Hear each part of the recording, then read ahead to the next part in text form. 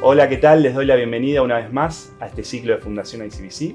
Hoy tenemos como invitado especial a Federico Merke, profesor de Relaciones Internacionales de la Universidad de San Andrés e investigador de CONICET, con quien vamos a hablar sobre acción climática e integración.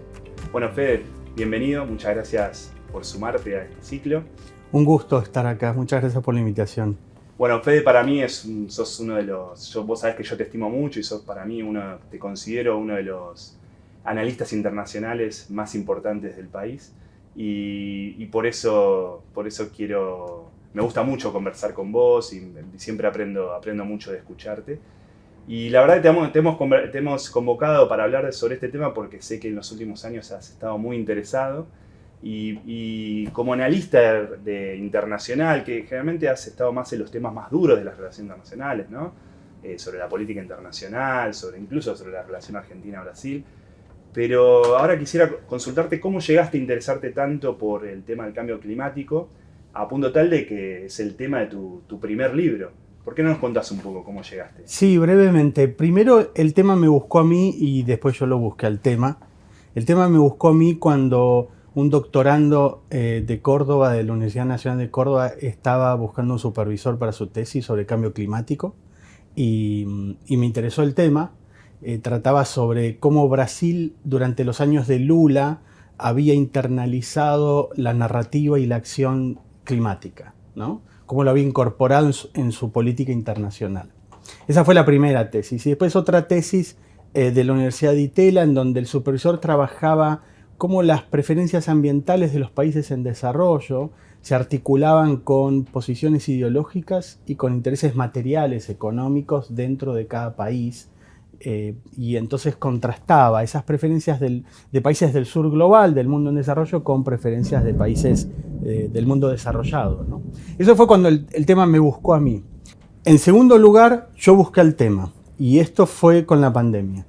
Cuando todavía me acuerdo de esa primera semana en donde el presidente ordenó la cuarentena y todos nos tuvimos que quedar en casa un buen tiempo, y ahí yo dije, bueno, ¿qué capacidad va a tener el mundo para adaptarse al cambio climático si nosotros tenemos que hacer una cuarentena por un bichito muy chiquito? ¿Qué va a pasar si el cambio climático se vuelve intolerable y tenemos que adaptar nuestra vida y dejar de lado nuestra vida tal cual como la conocemos, ¿no? Fue muy alarmista, muy tremendista este razonamiento, pero fue mi puerta de entrada. Y a partir de ahí, 2020, empecé a leer y no paré de leer y sigo leyendo, porque yo vengo de la ciencia política, de las relaciones internacionales, no soy un ambientalista, no soy un científico del ambiente, de las ciencias planetarias, digamos. Entonces trato de ver el cambio climático desde una perspectiva política, internacionalista y política, ¿no? Bien, bien. Y ahí fue cuando vos decidiste cómo fue el hecho de llegar a escribir un libro, porque podías haber escrito un artículo, podías haber, no sé, desarrollado una cátedra. ¿Cómo llega esa oportunidad de escribir? Yo creo que empecé con la idea de ponerme a escribir. No sabía que iba a terminar en un libro que todavía no terminó, lo estoy Claro, terminando. Y cuando empecé a escribir lo hice más que nada para mí, para yo empezar a sistematizar información, conocimiento, debates. Me interesaba mucho traducir conocimientos, teorías, perspectivas del mundo académico, traducirlas a un vocabulario más ameno, más digerible para un bien, público más amplio. Y me pareció importante también porque en mi percepción el debate climático en la Argentina es un debate bastante limitado, bastante superficial. Y me parece que la Argentina tiene que ver esto no solamente como un gran desafío, sino también como una oportunidad, ¿no?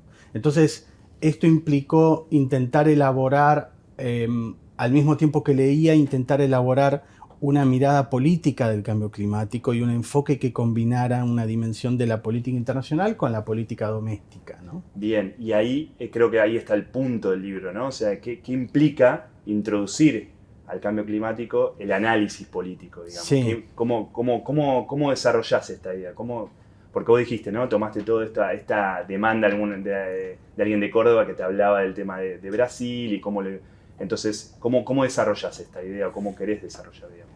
un poco un spoiler, ¿no? Sí, no, pero es una buena pregunta. A mí me parece que en general hemos tenido dos formas de abordar el cambio climático. Ha habido como dos grandes literaturas para pensar la cuestión del cambio climático. La primera, que es la más vieja, es toda la literatura que viene de lo que es de las ciencias ambientales, ¿no? Los científicos, los biólogos, los geógrafos, los que se dedican a estudiar el fenómeno del cambio climático, donde el calentamiento global es uno, pero hay otros fenómenos, la desertificación, la crisis de la biodiversidad, etc. Entonces esa literatura es enorme, está plagada de ciencias duras, de muchísimo reporte y lleva décadas. Y esa literatura aborda el cambio climático como un fenómeno fundamentalmente objetivo desde una mirada científica, y lo que tiene es una mirada al mismo tiempo normativa, ¿no? O sea, los líderes tienen que hacer algo porque si no luego va a ser muy tarde. Entonces cuando los líderes no hacen algo, como es lo que ha sucedido, falta voluntad, ¿no? Un poco la explicación es: no tenemos líderes con la voluntad necesaria para hacer los cambios que son necesarios hacer. Entonces es un enfoque muy científico, pero al mismo tiempo muy normativo, ¿no?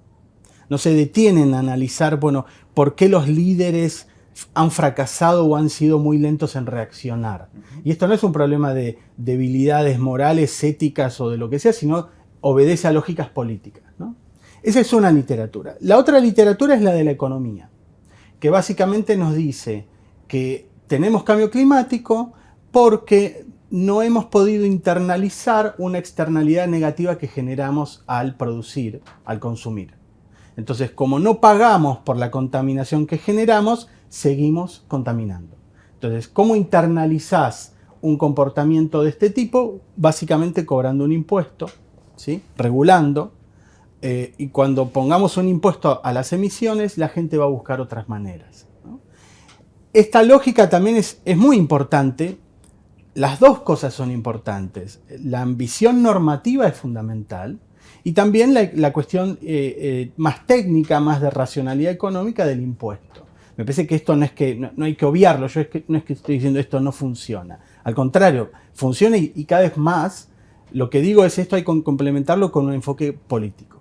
Y el enfoque político trata de entender qué hay en los líderes, qué hay en los gobiernos, qué hay en la cooperación internacional, en la dimensión política, que lleva a que esto sea un desafío enorme y mucho más difícil de lo que piensa la ciencia del clima y los economistas cuando lo mirás desde una perspectiva o muy científica o muy de incentivos económicos, ¿no? Bien. Entonces la política introduce el problema del cambio climático como un problema más que tienen los gobiernos por delante, como otros problemas como es el crecimiento económico, como la salud, como el desarrollo. Entonces esto dificulta mucho más el análisis, ¿no? No, muy interesante porque justamente conecta muy bien con esta idea de que como países en desarrollo tenemos grandes desafíos de desarrollo justamente, ya sean de infraestructura, de crecimiento económico, inclusión y demás, pobreza. Parece responder un poco a esto que decías vos, ¿no? Esta superficialidad con la que se mira el tema, tal vez de países como Argentina. Y me parece que lo que vos querés hacer es un poco conectar esas visiones para que justamente no choquen, digamos, los desafíos que pueden tener los países con los esfuerzos que requiere la acción climática. Exactamente. Nosotros tenemos la experiencia de los países más avanzados que primero crecieron, se desarrollaron, ensuciaron y ahora se están limpiando, ¿no? Ese ha sido un poco el recorrido histórico. Los países en desarrollo tienen el desafío de crecer y de limpiar al mismo tiempo. O sea, tenemos un desafío que no hizo el norte global y lo tiene que hacer el sur global. Entonces el desafío acá es cómo crecer, porque todos tenemos que crecer. Los países del sur global tienen que crecer, tienen que reducir la pobreza, tienen que reducir las desigualdades. ¿Cómo haces eso y al mismo tiempo reducís tus emisiones? ¿Cómo desacoplar el crecimiento económico de las emisiones? Esto es algo que un grupo de 25 o 30 países lo ha hecho. Ahora, cuando ves qué países lo han hecho, la mayoría son países del mundo desarrollado. Para hacer eso hace falta un montón de inversión en capital, en capital humano, en desarrollo tecnológico, en investigación. Y esa inversión le está costando mucho a los países del mundo en desarrollo conseguirla, ¿sí? Cuando uno mira los flujos de inversión, más o menos tenés que el 80% de la inversión en los países desarrollados que apunta al desarrollo de tecnologías limpias viene del sector privado y un 20% viene del sector público. Cuando vas al mundo en desarrollo, los números se invierten. 80% viene del sector público, 20% del sector privado. ¿Qué desafíos hay ahí? Porque hay muchos desafíos. En primer lugar, para el sector público, ok, tenemos que avanzar en la transición energética, pero yo estoy endeudado. Estoy endeudado con organismos multilaterales de desarrollo. Por otro lado, mi capacidad fiscal se ha visto enormemente reducido, en parte por los costos de la pandemia. Segundo lugar. Tercer lugar, mi capacidad de obtener más crédito, más deuda, se ha visto limitada, ¿sí? ¿Por qué es limitada? Riesgo político, riesgo regulatorio, riesgo ambiental. A los países del sur les cuesta mucho acceder a ese mercado. Más o menos, los países del norte deberían estar transfiriendo 100.000 millones de dólares por año para ayudar a los países del sur en materia de daño y reparación por cambio climático. Esos 100.000 millones de dólares no están llegando. Podrían estar llegando 80.000 por año en un buen año, ¿sí? En un cálculo conservador, por cada dólar que viene del norte, el sur manda 4 dólares al norte en concepto de servicios de deuda, ¿sí? Entonces ahí hay un problema ya. ¿Cómo hacer sostenible una deuda? Ahí vienen alternativas, que es canjear deuda por protección ambiental, ¿no? Ese es un punto. El otro punto es el endeudamiento en el sector privado o ante bancos. Una granja solar para un país africano versus una granja solar de características similares para un país europeo, estás hablando de una tasa de interés del 10% para un país africano versus una tasa de 3-4% anual para un país europeo, ¿sí? Entonces, ahí hay una diferencia que tiene que ver con esto que decía, el riesgo político, el riesgo ambiental, el riesgo regulatorio. Algunas propuestas es, bueno, ¿cómo podemos cubrir ese riesgo para que los países del sur puedan tomar ese capital que necesitan, ¿no? Entonces, bancos multilaterales que puedan aportar, que puedan cubrir ese riesgo. Un riesgo importante es el riesgo ambiental, o sea, los países del sur son más vulnerables que los países del norte frente al cambio climático. Hay un trabajo de la Universidad de Notre Dame que todos los años desarrolla un ranking de vulnerabilidad frente al cambio climático y típicamente los 30 países menos vulnerables son países de altos ingresos.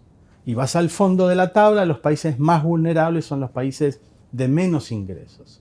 Entonces ahí hay otro problema y es que los países más pobres son los países más vulnerables y por lo tanto la urgencia de esos países no es mitigar el cambio climático porque emiten poco y nada, 0,03, sino que la urgencia es la adaptación al cambio climático.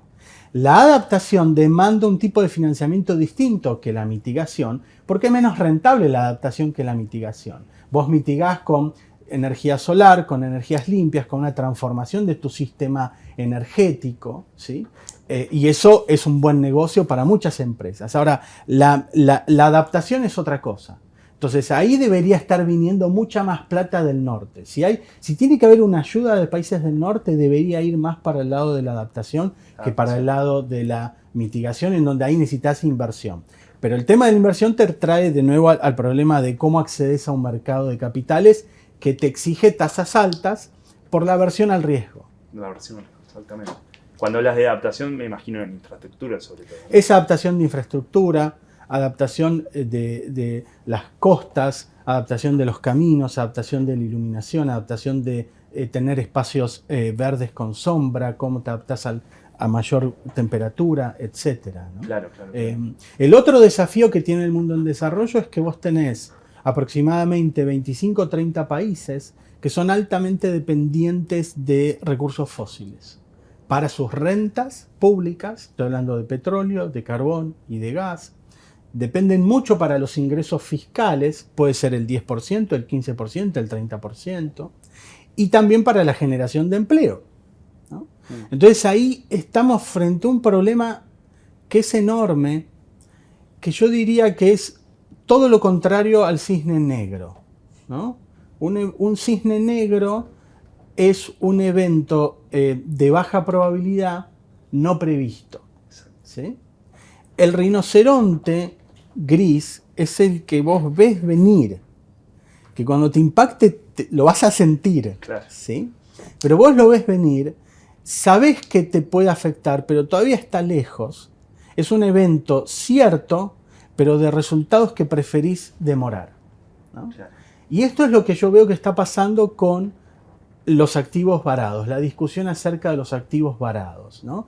Que básicamente le están pidiendo a muchos países del sur global, altamente dependientes de recursos fósiles, que comiencen a descarbonizar su economía y su producción y que dejen varados esos activos. Dejar varados es sencillamente dejarlos bajo el suelo.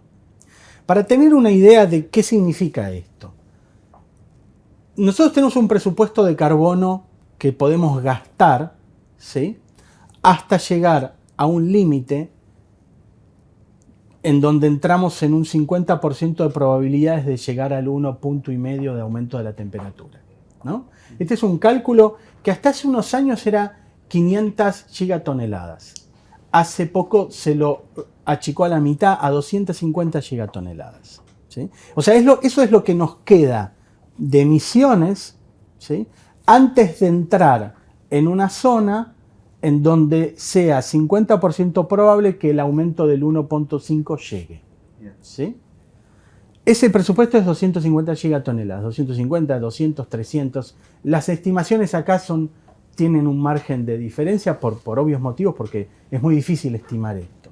Ok, bajo el suelo hay cerca de 3.000 gigatoneladas de combustibles fósiles que están esperando ser explotados, ¿sí? Entonces, la narrativa internacional de la Agencia Internacional de Energía dice: hay que dejar bajo tierra 2.700, 2.800 gigatoneladas. O sea, le estamos pidiendo a 25 o 30 países que dejen de contar con eso. Esos países son países africanos, países en Medio Oriente, altamente dependientes de combustibles fósiles, Emiratos, Qatar, Arabia Saudita, potencia, países en Asia, Kuala Lumpur, Nigeria, en parte países en América del Sur, Venezuela, en parte Brasil, en parte Argentina.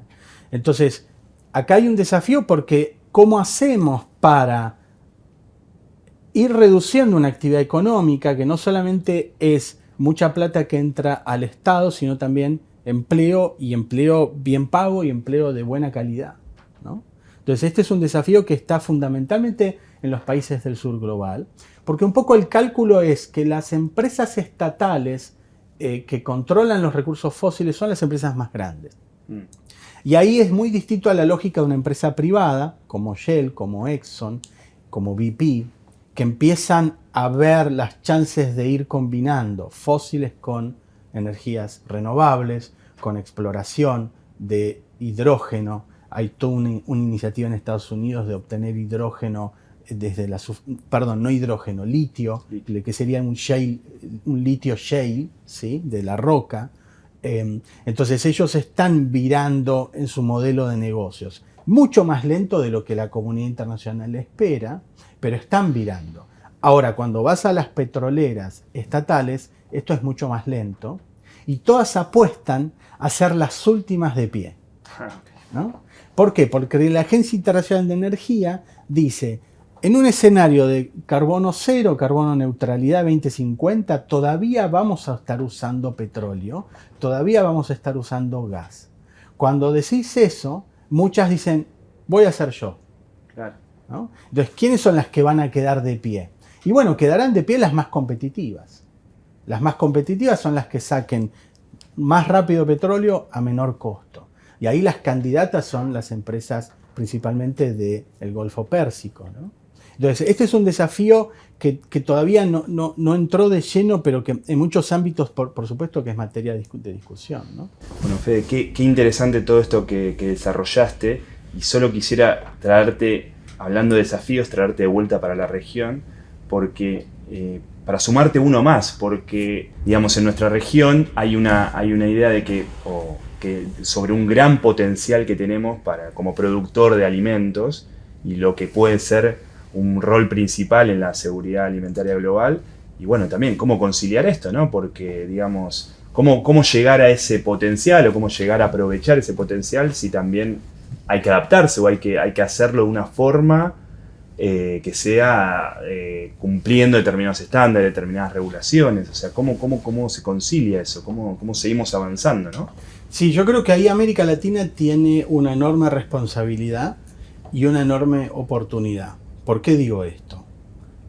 Para situar a América Latina en el contexto global. América Latina es más o menos el 8% de la población mundial. El 7% de las emisiones. América Latina emite poco. Para tener una idea, América del Sur toda emite menos que Japón. ¿Sí? Ahora, América Latina representa cerca del 50% de la biodiversidad del planeta y es una potencia alimenticia. Tiene un potencial para alimentar al doble de la población de América Latina. Entonces ahí hay una oportunidad fenomenal. Cuando ves la matriz energética de la región, la electricidad es la principal fuente de emisión, pero es baja en comparación con el promedio global. Estamos casi en la mitad del promedio global. Cuando vas al sector agrícola, ahí estamos peor, ¿no? Estamos casi en el doble del promedio global cuando ves agrícola y cambio en el uso de la tierra como fuente de emisión. Entonces, América Latina tiene que encarar todo el proyecto de mitigación, lo tiene que hacer pensando no solamente el sector energético, transporte, industria, que eso está en todo el mundo, sino en particular el sector agrícola. Claro. Cuando vas al sector agrícola, pensando en emisiones, tenemos que Argentina, Brasil, México y Venezuela más o menos concentran el 70% de las emisiones de América Latina.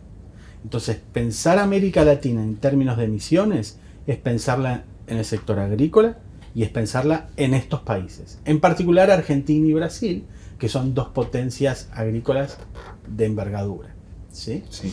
Entonces, ahí me parece que hay toda una discusión de cómo desacoplás de nuevo este concepto, ¿no? Cómo desacoplás un crecimiento del sector agrícola, del sector alimentos, de lo que son emisiones.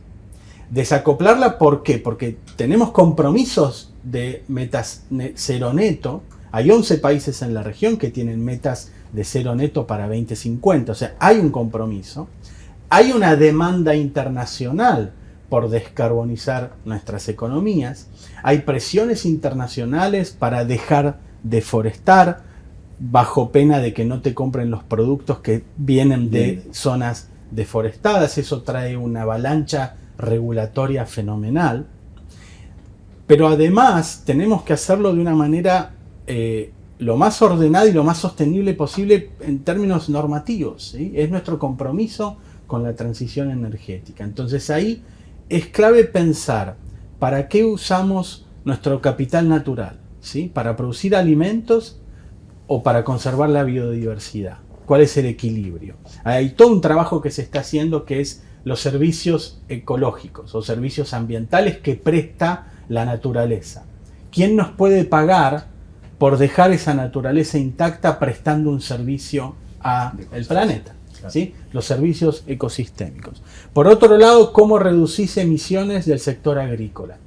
Ahí hay un trabajo interesante científico que muestra, por ejemplo, la siembra directa es mucho más eficiente que la labranza, ¿no? Reemplazar la labranza por lo que es siembra directa reduce emisiones. Argentina es potencia en eso, pero en otros países no se está haciendo siembra directa. El otro punto es la conservación, la agricultura de conservación, que básicamente es cómo tener el campo verde puesto de manera simple todo el año, ¿no? Incluso entre cosechas meter algo en el medio para que haya algo verde que sea sumidero, que vaya absorbiendo el carbono. El otro tema es la rotación de los suelos. No de los suelos, rotación de los cultivos. cómo rotás los cultivos, ¿sí? Para no estropear los suelos. Entonces ahí hay un trabajo que se puede hacer muy fuerte. Me encantaría ver mucha más cooperación en la región, más coordinación de países que tienen actividad agrícola intensiva, como es el caso de Argentina y Brasil. Porque el potencial de crecimiento es enorme y yo creo que está la oportunidad para hacerlo de manera mucho más sostenible. No solamente, repito, porque tenemos un compromiso, sino porque las presiones internacionales para certificar esto van a ser cada vez más altas. Claro, claro que sí, claro que sí. Y ahí te quiero traer un poco de vuelta para lo del análisis político y preguntarte cómo se gestiona o cómo entra, mejor dicho, la postura política del negacionismo, ¿no? El negacionismo del cambio climático. ¿Tiene sentido? O sea, esa postura, o sea, seguramente existe, digamos, pero tiene sentido cuando parece ser que la gestión del cambio climático, la adaptación, la adaptación ya sea del consumo, de la producción, de cómo vivimos, es más parte del doing business. O sea, ¿cómo se concilia eso? Es una buena pregunta. Yo lo que encuentro ahí es que las posturas negacionistas que se han hecho más visibles en los últimos años ocupan un lugar de un espectro en la conversación pública, que yo más o menos lo ordenaría de esta manera. Tenés a los negacionistas, tenés a los pesimistas, a los realistas y a los optimistas, ¿no? De esa manera ordenaría el debate público. ¿Qué dicen los negacionistas? Acá hay como dos negacionistas, porque está el negacionista que niega la ciencia del clima, que dice que los datos son erróneos, que los datos mienten. Puede ser una conspiración, puede ser una narrativa china, como dijo Donald Trump, que es un invento de China para forzar a Estados Unidos a perder dinero, lo que sea. Pero ponen bajo cuestión la ciencia misma, ¿no? Esto desde Galileo para acá se invalida el instrumento, ¿no? Cuando Galileo dice, no, yo en el telescopio veo otras cosas distintas a lo que me dice la iglesia dice, bueno, pues ese telescopio deforma la realidad. O sea, desde Galileo hasta acá estamos atacando al telescopio, ¿no? ¿Cuál es el instrumento que usamos para hacer esa medición? Esos son los más duros. Están otros que dicen, bueno, el calentamiento existe, el cambio climático existe. Yo acepto esos datos. Pero esto no es causa del ser humano, no es causa de la actividad humana. Esto no correlaciona con la emisión de combustibles fósiles, con la producción o el consumo humano. Esto obedece a ciclos muy viejos, de larga data, de que la Tierra se enfría, la Tierra se calienta, la Tierra se enfría y se calienta. Estamos entrando en un ciclo de mayor calentamiento, pero no tiene nada que ver con nosotros. Esta posición es un poquito más inteligente porque dice, ok, hay que adaptarse, pero la mitigación no va a cambiar porque esto no es culpa de los fósiles, ¿sí? ¿Y esto qué hace? No me obliga a cambiar mi modo de vida, porque si esto no es culpa nuestro, nos tocó vivir en este ciclo, bueno, no hay nada que podamos hacer, salvo adaptarnos. Adaptar lo podemos hacer. Te corres un poco y están los pesimistas, ¿no? Los pesimistas, cuidado con los pesimistas, porque los pesimistas dicen, bueno, ya no hay más nada para hacer. Estamos embromados. Entonces, si estamos embromados, si el cambio climático ya llegó, ya estamos entrando en el 1,5, lo único que nos queda es sufrir y adaptarnos, también están abandonando la bandera de la mitigación y de la reducción de emisiones y de los cambios en nuestros parámetros y patrones de consumo, de trabajo, de producción, etc. Entonces, a veces esto es interesante porque los pesimistas que compran los datos de la ciencia y que compran el antropoceno, o sea, de que esto tiene que ver con la vida humana, en la práctica terminan coincidiendo con los negacionistas, que es no hagamos nada. Claro. ¿No? Mucho en este sector tiene que ver con movimientos políticos populistas, ¿sí?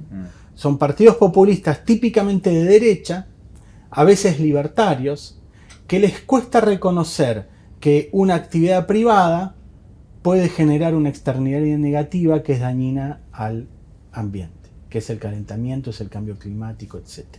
¿No? Entonces les cuesta reconocer eso, porque reconocer eso implicaría ponerle límites a la actividad privada. ¿Sí? Esto también cae en líderes populistas, nacionalistas, que que se resisten a internalizar mandatos transnacionales o supranacionales, de organismos internacionales, de Bruselas, que te dicen, no, vos tenés que avanzar en este camino, ¿no? Entonces ahí viene un nacionalismo que dice, no, yo quiero tener el control sobre mi vida y sobre mi pueblo y que el Estado decida esto y no un burócrata en un organismo internacional, ¿no? Negacionistas, pesimistas. Luego están los realistas. Yo diría que el realismo es como el mainstream, es dominante en los círculos de organismos internacionales, en los think tanks, en las consultoras. Son los que se toman en serio la ciencia del clima, son los que se toman en serio los datos y las tendencias, y son los que están diciendo tenemos que establecer un camino, ¿no? Resumido es mitad 2030, 0 2050, ¿no? Son las dos fechas que son las referencias de este camino. Es un camino que algunos pueden decir, bueno, no es del todo realista porque no estamos yendo a la velocidad adecuada.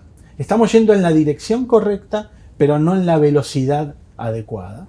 Y ahí hay como una más exigencia en particular de movimientos ambientalistas, de partidos verdes, que dicen hay que acelerar esto. Y con esto y la actividad privada no es suficiente. El mercado no alcanza. Acá hay que inundar el mercado de fondos públicos para acelerar esta transición, ¿no? Es la idea de la falla del mercado y que el mercado por sí solo no lo puede resolver. En parte las políticas industriales que estamos viendo en Europa, en Estados Unidos, en Australia, en Japón, en Corea del Sur, tienen que ver con esto, con acelerar la transición energética a través de fondos públicos, que se complementen con la actividad privada, por supuesto. Y después están los optimistas. Los optimistas, ¿qué dicen? Esto es interesante. Los optimistas dicen, bueno, la humanidad sobrevivió tantos desastres, esto lo vamos a resolver. Vamos a encontrar la tecnología que nos salve, ¿no? Los optimistas apuntan a esa bala de plata que nos salve y que evite que tengamos que cambiar nuestro modo de vida. Y cuando explorás el optimismo, hay tres santos griales que son muy interesantes, ¿no? Hay tres santos griales que si los encontramos estamos salvados. Un primer santo grial es la fusión nuclear. No la fisión, la fusión. Fusionar átomos livianos, ¿sí? Y generar uno más pesado que genere energía. La fusión se está alcanzando, hace años que se está haciendo fusión en laboratorios, en experimentos. Si la alcanzamos tenemos una energía prácticamente ilimitada, con cero emisión. ¿Qué es lo que está pasando acá? Cuesta todavía hacer fusión consiguiendo una energía que sea mayor a la energía que utilizaste para hacer la fusión. Bien. Si la energía que ingresa para fusionar es mayor a la energía que te da la fusión, no estás siendo eficiente. Esto ya se ha logrado. Este año, el año pasado, ya hay un par de experimentos, ¿sí? Pero después hay obstáculos que los voy a señalar después porque son los obstáculos de los tres santos griales. Pero muchos dicen, si encontramos la manera de hacer fusión nuclear, es un golazo, porque estás hablando de reactores pequeños, poco espacio, te evitas todas esas granjas solares, todas esas granjas eólicas, que si pones todas las granjas solares eólicas en Estados Unidos que necesitas, te comes 4 o 5 estados de Estados Unidos solamente con granjas, ¿no? O sea, hay una demanda de real estate que te genera la eólica y la solar fenomenal que no te la genera la nuclear. Además de la estabilidad que te da la energía que viene de la fisión o de la fusión en este caso, ¿no? Está el problema de la intermitencia de la solar y de la eólica que te la cubre la nuclear. Primer grial. El otro santo grial que se está trabajando son las baterías de estado sólido. Baterías para autos eléctricos, para almacenar energía renovable. Hoy se trabajan con baterías de ion líquido de litio, ¿sí? Que tienen un líquido adentro. Son baterías que duran menos y que necesitan más tiempo para recargar. Las baterías de estado sólido dicen que son más seguras. Hoy estás hablando de una autonomía de 1200 kilómetros. Hay empresas japonesas que están ya testeando estas baterías, que se pueden cargar en 20 minutos. Claro.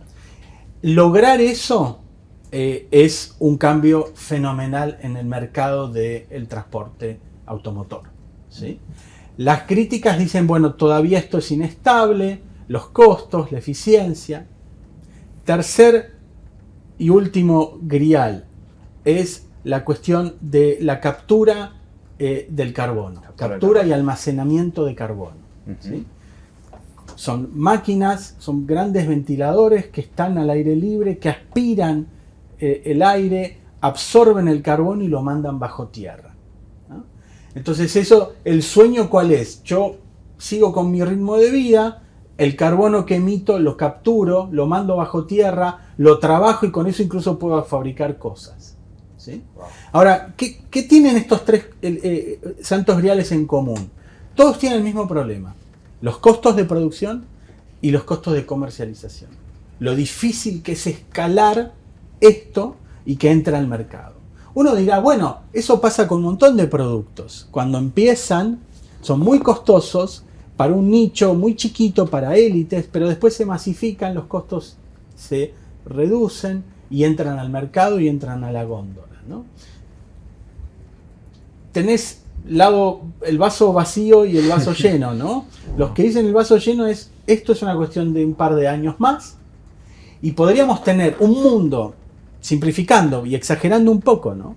Un mundo con fusión nuclear, con baterías de estado sólido y con captura de carbono, nos coloca en un escenario totalmente distinto a un mundo en donde ninguna de estas tres cosas se alcanzaron, ¿no? Entonces los optimistas, que típicamente son americanos, porque creen en el poder de la tecnología y la investigación norteamericana, que te dicen, si llegamos a la luna, esto lo podemos hacer. Y los optimistas entonces, ¿qué hacen? Tienen una tasa de descuento muy baja. O sea, ellos dicen, no hay que presionar a los actores económicos a que se descarbonicen. No hay que ponerles un castigo ahora. Dejémoslos, porque esto después vamos a encontrar una solución, ¿sí? Otros más pesimistas dicen, no, ya hay que poner impuestos altos, porque después va a ser tarde. Entonces ya hay que forzar al sector privado a la descarbonización porque después va a ser tarde.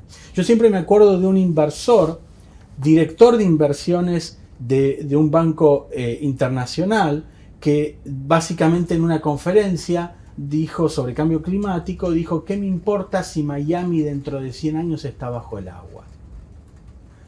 Ámsterdam hace años que se hundió, lo resolvieron. Y Miami lo vamos a resolver. Y él señalaba, el promedio de años de los créditos en mi banco son 7 años. Lo que pasa en el año 8 a mí no me importa.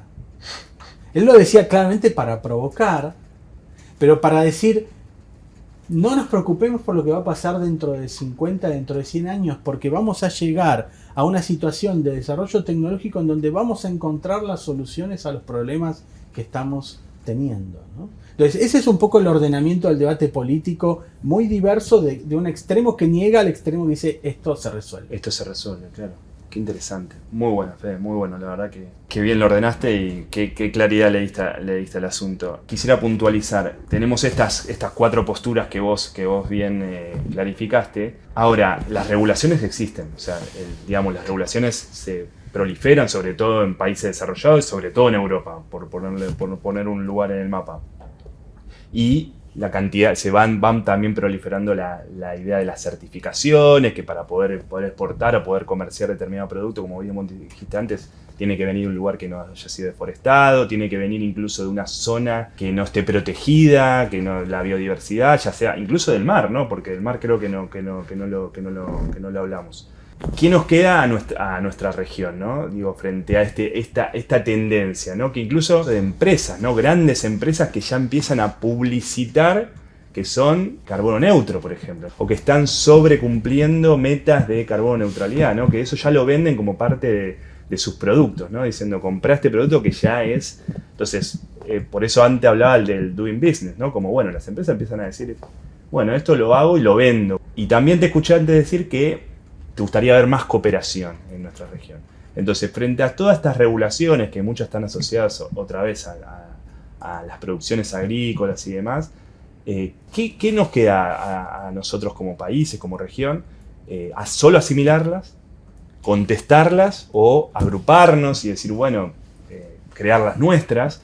porque a veces esas regulaciones están construidas sobre evidencia científica que es distinta tal vez a la evidencia que podemos manejar en otros países, como acá, por ejemplo. Sabine Papendiek en un diálogo anterior nos puntualizaba que, por ejemplo, Europa, las regulaciones provenientes de Europa en cuanto a deforestación eran diferentes a ciertas leyes en Argentina donde estaba permitido deforestar ciertos lugares y otros no. ¿Cómo se equilibraba ahí, no? Entonces te quería preguntar esto, ¿y qué rol puede tener la integración en esta respuesta de los países? Ya sea asimilándolas, ya sea contestándolas, ya sea generando nuevas. Sí. Es muy interesante tu pregunta y es muy compleja, ¿no? Porque en particular en esta pregunta entra mucho a jugar el sector privado con el Estado, las consultoras, los organismos internacionales. Hay un juego ahí de reguladores que tiene un peso enorme y va a tener más aún en los próximos años. Yo lo que pienso es varias cosas. En primer lugar, la regulación existe. Uh-huh. A un negacionista no hay que convencerlo de que el cambio climático existe. Hay que hacerle ver la regulación existente. O sea, podés no creer en el cambio climático, pero si le querés vender a Europa, te van a regular. ¿Sí? Ahí no puede haber negacionismo de la regulación. Entonces, cree en la regulación. No le creas a Greta Thunberg. Créele al funcionario del Bruselas que te regula, ¿no? Y que te exige certificaciones y criterios y estándares y monitoreo para comprarte tu producto. A ese le tenés que creer porque eso existe, ¿sí? Dicho esto, es claro que desde acá todo esfuerzo de inserción en este mercado se hace en condiciones de asimetría de poder. Eso me parece que hay que tenerlo en claro. Los grandes mercados son los que más poder tienen para desarrollar sus propias regulaciones porque son los que te van a comprar. Entonces ahí surge Europa como una gran potencia regulatoria. Hay un libro muy interesante de Anu Bradford que se llama The Brussels Effect, el efecto Bruselas, que señala cómo la regulación europea, originalmente pensada para el mercado europeo, genera una externalidad positiva porque hace que las empresas que le venden a Europa ajustan sus productos, su producción, su regulación a la regulación europea. Cuando tienen quizás regulaciones de distintos lados, de distintas regiones. Pero como la europea es la más exigente, dicen, bueno, me ajusto a Bruselas, me ajusto a todas las regiones, ¿no? Entonces, esto me parece que está, y Bruselas va a seguir siendo una potencia reguladora, ¿sí? Entonces, firmemos un acuerdo Mercosur-Unión Europea o no lo firmemos, Europa sigue siendo un mercado importante para toda la región y ahí no queda otra que intentar acoplarse a esa regulación. Dicho esto, eso me parece que no nos tiene que condenar a una actuación meramente pasiva. Como vos decías, nosotros tenemos legislación doméstica. Brasil tiene su legislación, Chile tiene su legislación y eso hay que hacerlo valer. Y eso tiene que ser parte de negociaciones específicas con Bruselas o con Estados Unidos o con Japón o con distintos países que empiezan a tener sus demandas, porque la demanda europea puede ser una y la demanda norteamericana otra y la demanda japonesa puede ser otra o la demanda china puede ser otra. Entonces, ¿cómo empezamos a armonizar esto? Me parece que esto es un trabajo en construcción que todavía no está terminado.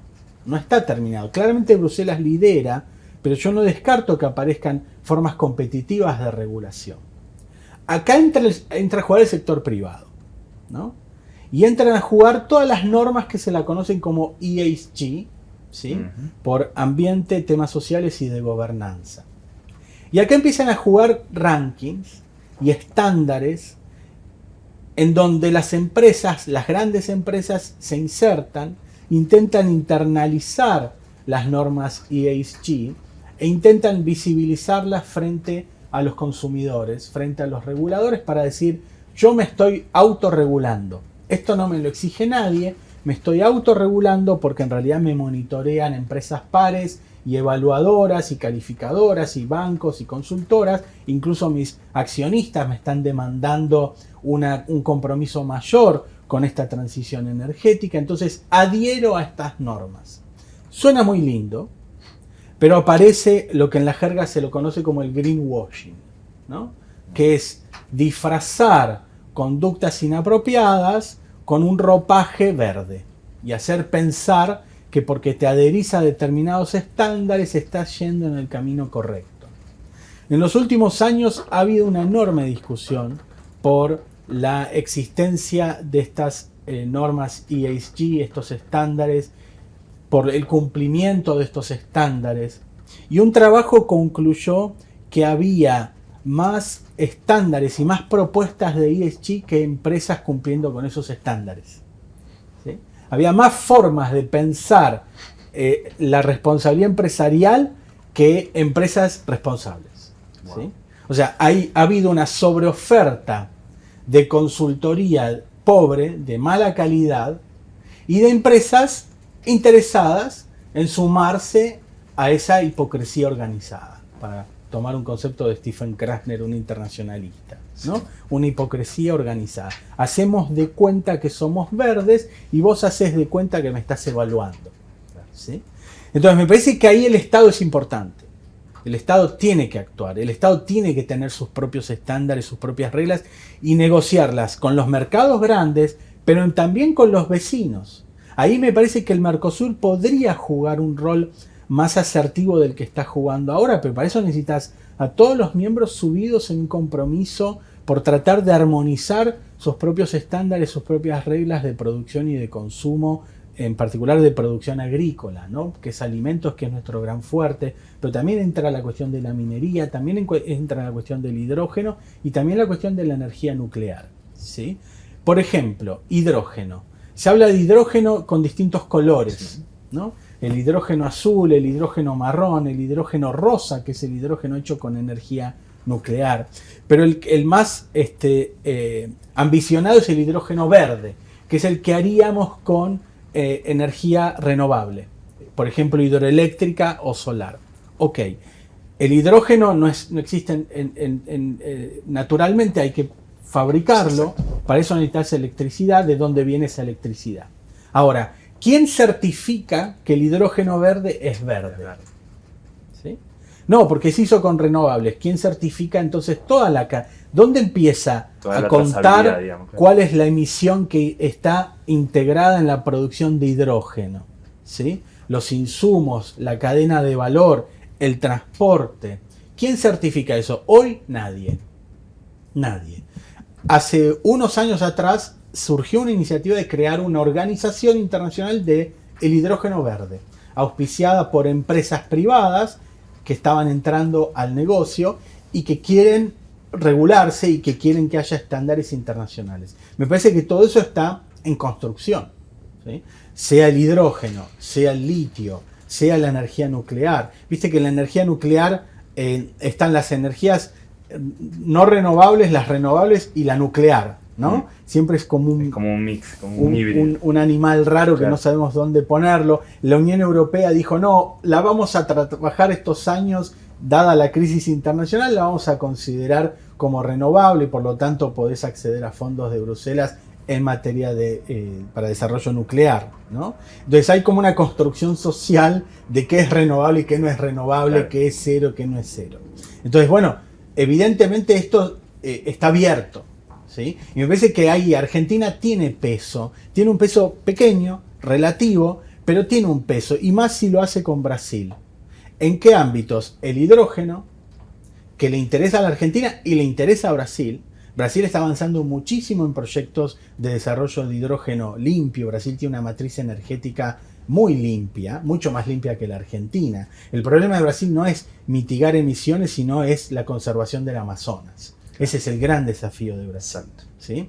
Pero en materia de hidrógeno, en materia de litio, en materia de energía nuclear, en materia de alimentos, son ámbitos en donde Argentina y Brasil somos jugadores, somos stakeholders y por lo tanto creo que tenemos una voz como para incidir en esas negociaciones, ¿no? Bien. Sí, bueno, Argentina está con todo el tema del el reactor multipropósito, el modular, que de llegar, exacto, primero a hacer que los pongan en funcionamiento abre toda una red de oportunidades enorme. Esa es una ventana muy grande que se abre, que tiene que ver con la producción de pequeños reactores modulares, ¿no? El negocio nuclear está mutando, está dejando de ser las grandes centrales muy costosas que llevan muchos años construir, y se quiere pasar a un modelo de construcción en línea, digamos, de reactores que lo encargás y en 2-3 años está llegando a un puerto en 50, 70, 80 containers y lo podés ensamblar, ¿no? Esa es un poco la ambición. También te dicen, bueno, en unos años eso puede estar. Y eso puede cambiar también la ecuación energética de muchos países en donde el tendido, hacer ese tendido puede ser muy costoso. Por ejemplo, la Argentina, ¿no? Sí. Pensemos que el desarrollo de energías renovables, sea solar, eólico, va a demandar un tendido eléctrico fenomenal. Se está hablando mucho del desarrollo de energías renovables, se está hablando poco de todo el hardware que hay detrás de eso, que es tender cables. Bien. Ahí va a haber que invertir muchísima plata. En Estados Unidos se está hablando de que tienen que hacer una red igual a la existente. Y eso es una inversión fenomenal. Bueno, Fede, para finalizar, no te quisiera sacar de nuestro país porque te quiero preguntar en todas estas transiciones globales que requiere la gestión del cambio climático. Quisiera preguntarte qué opciones tiene la Argentina, ¿no? Un poco siguiendo esto que estabas desarrollando, pero ¿qué opciones tiene el país para jugar o para aprovechar, para encarar en todas estas transiciones globales, ¿no? Como conclusión un poco. Sí, yo soy moderadamente optimista porque Argentina tiene un potencial enorme. No porque haya un santo grial, digamos. No. Moderadamente porque Argentina tiene muchos otros problemas que atender.